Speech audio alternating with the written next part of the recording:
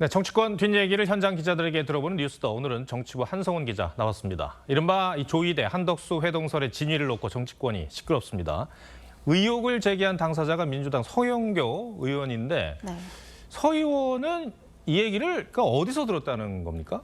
네, 우선 조이대 한덕수 이른바 사인 회동설에 대해서 서영교 의원은 서 의원이 현직 의원으로부터 전해 들었다 이렇게 말했습니다. 그런데 그 현직 의원 역시 본인이 직접 들었다는 게 아닙니다. 1년 전에 과거 정권의 민정 라인으로부터 들었다는 건데 구체적으로 누굴 말하는 건지가 불분명합니다. 그러니까 지금은 전원의 전원 수준인데다 최초 제보자 신원 역시 모호한 상황인 겁니다.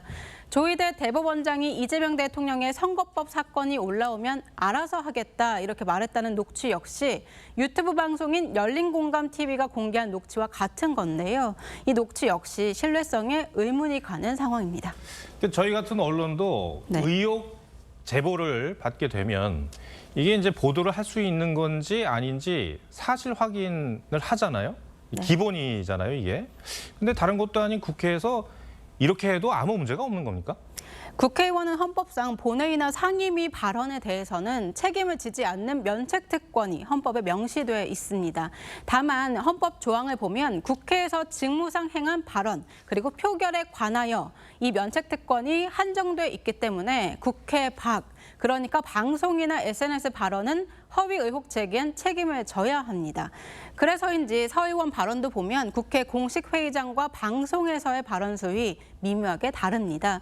국회 회의장에서는 사인 회동설 설명을 하고 녹취록도 틀었지만 지난 18일 김어준 씨 유튜브 방송에 출연했을 땐 구체적인 의혹 제기는 자제하는 모습이었습니다. 이 대표적인 국회발 가짜 뉴스가 이른바 청담동 술자리 의혹이잖아요. 네. 이거는 왜 배상 판결을 받았던 거죠? 네, 말씀하신 의혹은 현 새만금 개발청장인 김의겸 전 민주당 의원이 제기했던 네. 의혹입니다. 1심에서 김 청장은 공동 피고들과 함께 8천만 원 배상 판결을 받았는데 이때도 면책특권은 적용이 됐습니다. 다만 국회 밖에서 한 언론사와의 인터뷰에서 비슷한 말을 한 점이 문제가 됐습니다.